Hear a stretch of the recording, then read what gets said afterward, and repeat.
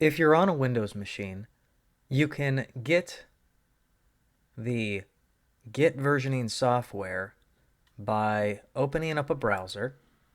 This can be Internet Explorer, Edge, Firefox, or Chrome, or any other browser you'd like.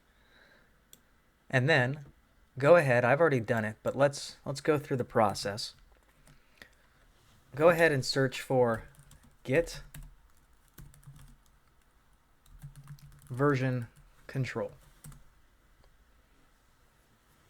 You might see a little bit of information, but what you'll want to do is you'll want to find the website git-scm.com. Just that one.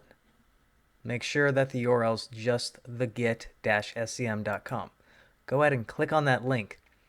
Next, on the website, go ahead and find the Downloads button over here on the right. Latest sources, download 2.31 for Windows. Depending on when you watch this video, you may end up having a different version, and that's okay.